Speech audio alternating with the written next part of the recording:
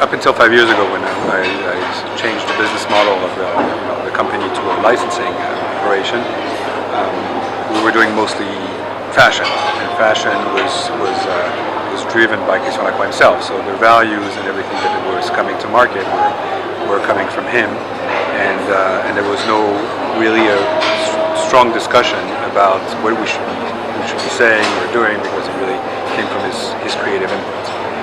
When we stopped working with Christian Lacroix, fortunately I was able to forge a partnership with Sasha Walkoff. Sasha has been working with the company since 1992. He's a fashion designer, started as a knitwear stylist and designer, and eventually became the head of a studio for a very successful line of ready-to-wear called Bazaar at the time, in the mid-1990s. And then the last few years, when we acquired the business 10 years ago, he was Christian's right-hand person. So he had left the company and come back. So Sasha has been with the company for a very long time, worked closely with Christian. So in his mind, and he's very talented as well, and in his mind he really has the world of Lacroix, which is really ingrained. And what's really interesting with Sasha is that his world, his personal world, is not the same. So his aesthetics are the same, but they're not all the same. So I found that was something really interesting. So one thing we didn't want to do is to try to continue doing the same as Christian, because we can't do that. Christian is unique, and his style is unique. So then came the lifestyle. So we sat 5 years ago with Sasha and said, okay, what do we do now? We had very few licenses at the time. Everybody thought we were dead. I didn't believe so. Obviously, I knew we were dead, but I didn't believe that we would be dead. So I really wanted to go into two main strategies. One was to extend our fashion and accessory side, mostly on the accessories and the menswear, which has always been good for us, but not as known as women's wear. And what I'm wearing today is all Lacroix. And try to extend that and go into more accessories as well, which is an area, women's accessories like bags, eyewear, jewelry, watches, things that we were not doing really well before. So we did that and continue to do so. And at the same time go and invest ourselves into the lifestyle world, because I felt, thanks to Christian and the world that he has created, that we had an opportunity naturally to translate the brand into this world without investing like in our money, hundreds of millions of euros in the process. Not that it's bad, it's just, I felt it was natural. And you have brands like Missoni that have done that very effectively, because their graphics and their world is very suited to the world of home interiors. And I feel like Kenzo also, which we've always been as a brand close to Kenzo over the years, at many levels, both in terms of products, but also in terms of organization, obviously. This was owned by LVMH as well at one point. And so I felt that we could really translate, and that's what we were able to do. And fortunately, our thoughts with doing that with Sasha have become reality, and thanks to his work and the work of our studio, because it's not only Sasha, it's a studio that we have in-house in the company, and freelance that we work with, have been working with for a long time, so we've been able to translate that. So we started with Designers Guild, because for us it made sense. We need to tell a story, that's what I was saying earlier. We always have to tell a story, so for us it made sense to translate and bridge the world of fashion with the world of interior from the fabric, because we use fabrics every day. That's how a collection starts, is when you start picking fabrics, is when in fashion, how you start really thinking about the collection you want to build. Every designer really spends a lot of time on the fabric side, and so it made sense for us to start with fabrics.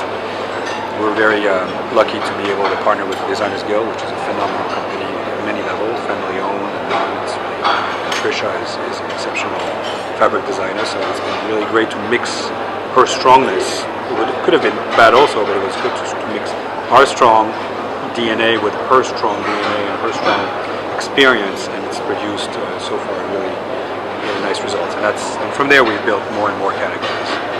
I think for us it's also work. I mean, it's not just like that. I mean, it's everyday work, as I said, at the studio, Sasha, everybody in the company, the brand managers that really put the collections out, because at the end of the day, the brand is important, but it's the product that speaks.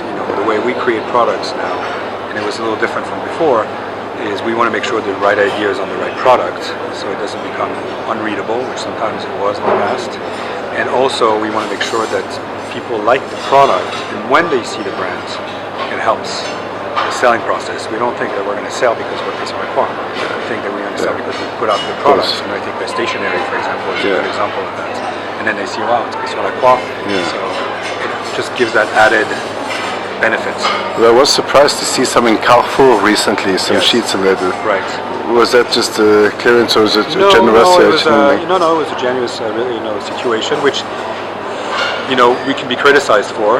I like to put brands in places that people don't expect it, because, I know, in a way, the problem with Lacroix is we have very little distribution in the past. For me, it's a way, A, to test a category of products, which is a difficult one, betting, and two, to be able to go into a distribution which is wide, where you have a wide array of types of categories of disposable income. As a Carrefour, you have people that are very wealthy that shop, people that are less. So you have actually our customers shop there. Now I'm going to tell you they do, but they do. It's like people shopping at Costco in the U.S. It's the same thing. So that was one of the idea and the reason why we accepted to do it, and we were interested to work with them because A, it's a phenomenal retailer, and B, it was a very short program. It was not a cash program. It was part of their fidelity miles type of program. So you can really actually buy cash you need to use your points to be able to get the discount to be able to go to buy the product. So that's one of the reasons we did that. And from this program, I can hopefully build more programs because we have something to show. It's always easier to show something to develop more than if you just talk. First, to finish on one part is on the Carrefour, because we did, for example, in 2008, we dressed the Evian bottle. And it was a huge success, and we were very criticized for that in France, not outside of France, because you have to distinguish France and the rest of the world. For France, it's water you see at Carrefour and you see in places. So people thought, how can you do water? You're a couture house, and then the usual criticism. Outside of France, Evian is very premium, but we were super happy to be able to give part of our dream like that, and the product was beautiful. It's still beautiful today. So that's to get back of how to put a brand in places where people don't expect it. I think that's something I've done for many years on different products and different brands, but I always like to do that. The duty free is definitely something that was the driver of our acquisition. Not that Lacroix would be made because of our duty free experience, but we wanted to buy companies that had products that could be sold in duty free. Like a little bit like when LVMH in 1998 they bought DFS. They had the brands and the product, they needed the distribution channel, and like many occasions LVMH was so way ahead of the game that duty free would become an important factor. Duty free is a little bit like digital. A lot of people don't want to go and sell duty free because they feel it's cheap. So that was the driver for buying Urban Decay, Hard Candy, Lacroix, and other things. So we do have products. Stationery sells that. Nobody ever sold stationery in duty free, so we use our networks in the U.S. and our stores to test products, and from there hopefully build a bigger duty free presence. So last Christmas actually came out in September, October. We did a co-branding project with Valrhona on chocolates. For some reason, for a few years, I've thought, why not put fashion brand and chocolate together? It's never really been done. But when you see how chocolate has evolved over the years, and especially in France and in Belgium, with chocolatiers becoming superstars, I think this whole movement of food and fashion, it's been really interesting. So I thought, why not combine both? So we met with Valrhona a few years ago. It took a while to get the project done. It's been a really great success. We had a collection out for Christmas now, for holidays. We'll have another one out this year as well. And the reason why it was interesting to work with Valrhona is really more of a B2B business. They're owned by a French family called Bongrain, so it's a private company. They also own other chocolate companies, including Maison Object, which is more of a B2C retail concept. So for them, they were looking at getting more recognition and more visibility for the Valrhona name, which is really well known already, but even more. And working with us was going to bring that to them. And for us, it was an opportunity again to put the brand in places where they expect it, and to create a gift item. I like the idea, which we didn't have for many, many years, until a few years ago when we introduced stationery, actually, of bringing people to buy Lacroix product as a gift to somebody else. Psychologically, it's very different than buying it for yourself. And Lacroix didn't have gift items for many, many years because it was expensive. So stationery was our first one, and that's another one. It's done really well. I was actually quite surprised by the results. I'm very happy about it. But will people find in Le Bon Marché? There was actually in Le Bon Marché, we had I don't know if it's there anymore because it was really for holiday. They created a Christmas tree just with our chocolates. Wow, okay. It was unbelievable. In the entrance, like that.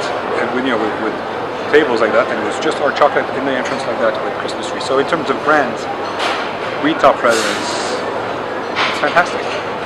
For them and for us. So that's why co-branding can be really powerful. And it needs to be good for everybody, obviously.